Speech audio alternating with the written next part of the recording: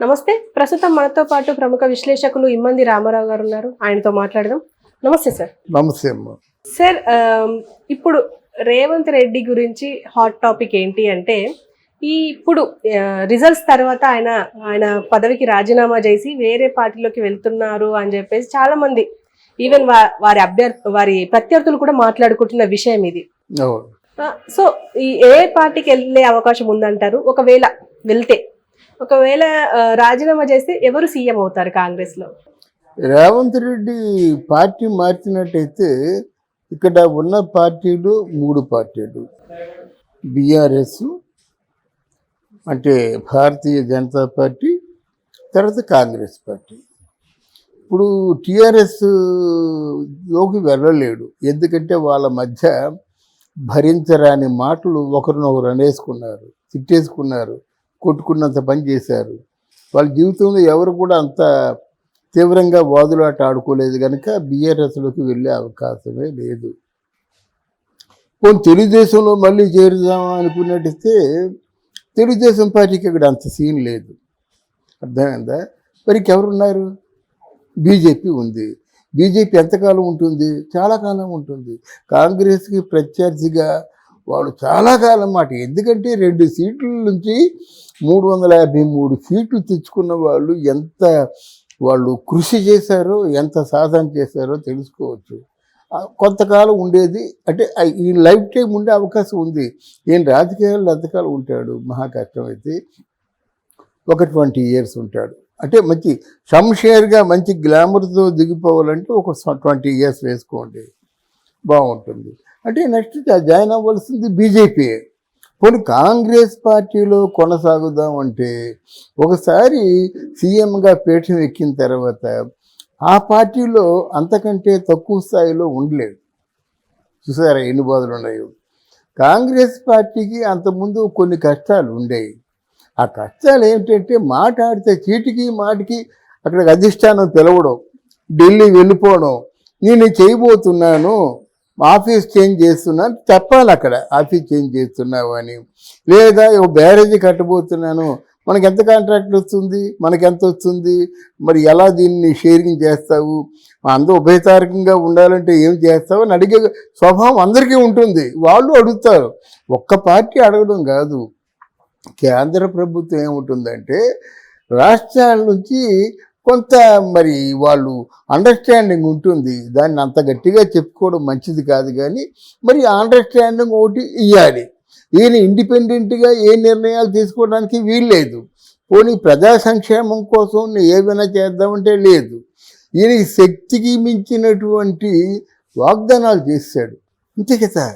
అసలు యాక్చువల్గా రాష్ట్ర ప్రభుత్వం 1 సంవత్సరం బడ్జెట్ అంతా వాగ్దానాలకే పోద్ది. మరి 5 సంవత్సరాల్లో 1 సంవత్సరం బడ్జెట్ ఎక్కడి నుంచి తెస్తావు నువ్వు? ఒకటి. అయితే రాష్ట్ర ప్రభుత్వంలో అభివృద్ధి కోసం కేంద్ర ప్రభుత్వంతో కొంచెం ఏదైనా బాగా అండర్స్టాండింగ్ ఉంటే ఇస్తారు. అసలు యాక్చువల్గా ఈ మధ్యకాలంలో కేంద్ర ప్రభుత్వం డబ్బు అంత ఏ రాష్ట్రానికి కూడా ఇవ్వటం లేదు. ఒక తెలుగు రాష్ట్రమే తప్పు చేసిందంటే తెలుగు రాష్ట్రానికి అంటే అక్కడ వైఎస్ఆర్సీపీకి వాళ్ళకి ఏదో అండర్స్టాండింగ్ ఉందని అనుకోవచ్చు. ఇక్కడ తెలంగాణకు కూడా ఇవ్వలేదు కదా నిధులు. ఇటువంటి పరిస్థితుల్లో చేసిన వాగ్దానాలే నెరవేర్చుకుంటాడా, లేకపోతే అధిష్టానం తాలూకు కోరికలు ఎప్పటికప్పుడు తీరుస్తూ ఉండాలి, ఆ గుంతమ్మ కోరికలనే నెరవేర్చుకుంటాడా? తర్వాత ఈయన దరిద్రం ఈయనే కాదు, కాంగ్రెస్ పార్టీలో ఎవరున్నా సరే తెలంగాణలో వాళ్ళు మనలేరమ్మా. ఇలా కాలు పట్టుకొని బట్టి విక్రమార్క లాగుతాడు. పైగా మాట్లాడితేనే నేను ఉప ముఖ్యమంత్రిని కదా, నీ ఫోటో అంతే నా ఫోటో ఉండాలి, నువ్వు పుష్పగుచ్చం ఎంత ఇచ్చావో అంతే పుష్పగుచ్చం నేను ఇవ్వాలా, నువ్వు ఎప్పుడు వెళ్తావో నేను అప్పుడే రావాలా, నువ్వు జనంలోకి వెళ్ళినప్పుడు నేను రావాలా, నువ్వు చేయి పైకెత్తే నేను చేయి పైకెత్తాలి పట్టుదలతోని ఆయన ప్రాణం తీసేస్తున్నాడు అన్నమాట.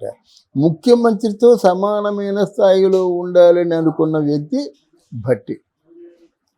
కోమటిరెడ్డి వెంకటరెడ్డి, నువ్వెవడవురా, నువ్వెంత మా కళ్ళ ముందు బచ్చా, నువ్వు జాగ్రత్తగా మరి అందరినీ జాగ్రత్తగా కంట్రోల్ చేసుకొని ఏదో చెప్తుంటాడు. ఇప్పుడు అంటే కంట్రోల్ చేసుకుంటే అర్థం ఏంటంటే, బాబు నువ్వు ఒక్కడవే మెక్కేయడం కాదు, మాకు సమస్థాయిలో పంచితే కానీ అసలు నీకు నిలబడలేవు, నువ్వు ఏమనుకుంటున్నా రాజకీయ జీవితం ముందు నువ్వెంత అనేవాడు ఆయన.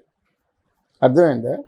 ఒక మూడోవాడు ఉత్తమ్ కుమార్ రెడ్డి, ఒరే క్షణం చిన్న చిన్న చిన్న ఎడ్జ్లో నాకు సీఎం రావడం మానేసింది, కానీ నేను రాజీవ్ గాంధీ ఫ్రెండ్ అండి. నేను అసలు ఇన్నాళ్ళు కాంగ్రెస్ పార్టీకి నేను అధ్యక్షుడిగా ఉన్నానంటే నన్ను కాదని నిన్ను చేశారంటే నేను ఎంత త్యాగం చేసి ఉండాలా ఆలోచించుకో.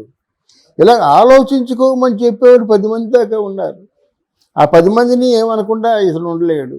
ఎందుకంటే ఆ 10 మందిని అలాగ కంట్రోల్ చేసుకుంటూ ఉండాలి. ఒకానొక స్థితి వచ్చినట్టయితే కొంచెం ఆత్మస్థైర్యం ముందు సన్నగిలుతుంది. అంత ముందు ఉన్నంత గుండె ధైర్యం ఉండదు. రెండోది ఏంటంటే అక్కడ చెప్పాలా, ఇక్కడ చెప్పాలి. తర్వాత ఇప్పుడు బిగినింగ్లో కొంతమందిని మినిస్టర్లుగా పెట్టారు.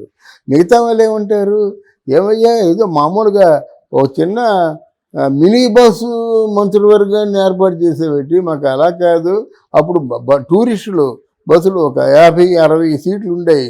అంతమంది మంత్రులు చేయకపోతే మేమెందుకు ఎంతకాలం కాంగ్రెస్ పార్టీలో కష్టపడతాం, కష్టపడినా సరే రాని కాంగ్రెస్ పార్టీని ఎందుకు రప్పిస్తాం, వాళ్ళే రప్పించినట్టు. ఇన్ని గొడవలు ఉన్నాయంటే ఇంకా ఆయనకి ఎదురుగా ఉన్న వ్యక్తి ఎవరు, కేసీఆర్. రాజకీయ చతురుడు, జంతర్ మంతర్ మాయాజాలం తెలిసినవాడు. కూతురు అరెస్ట్ అయిపోయి ఎంతకాలం అయినప్పటికి కూడా ఈషన్ మాత్రం స్పందించకుండా ఉన్నటువంటి వ్యక్తి మరో మార్గం గుండా కూతుర్ని తీసుకురావడం కోసం ప్రయత్నం చేస్తాడే కానీ ఎవరికి లొంగడు. ఆ పరిస్థితి ఉంది. తర్వాత ఏంటంటే ఆయన పెద్ద ఇబ్బందులు ఉండవు.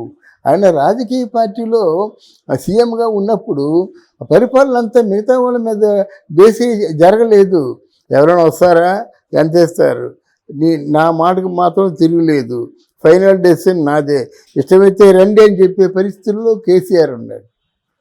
అందువలన ఇప్పటికే ఆయన బాగా విసిగిపోయిన పరిస్థితి ఉంది.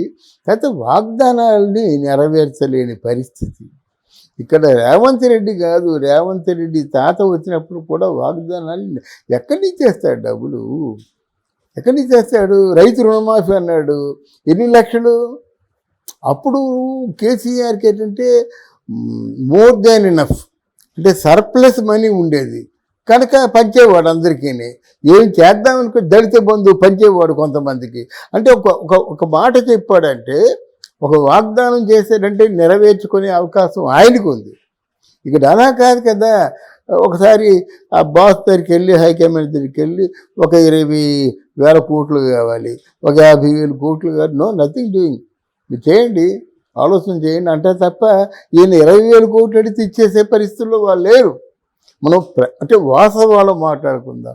ఇటువంటి పరిస్థితుల్లో ఆయన చాలా వరకు ఆయన డిప్రెషన్లో ఉన్నాడు.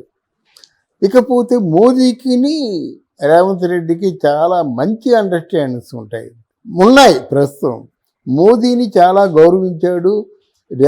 మోదీకి ఉన్న ఇంప్రెషన్ ఏంటంటే సింగిల్ హ్యాండ్తో తెలంగాణలో కాంగ్రెస్ పార్టీని గెలిపించాడనే ఇంప్రెషన్తో ఉన్నాడు.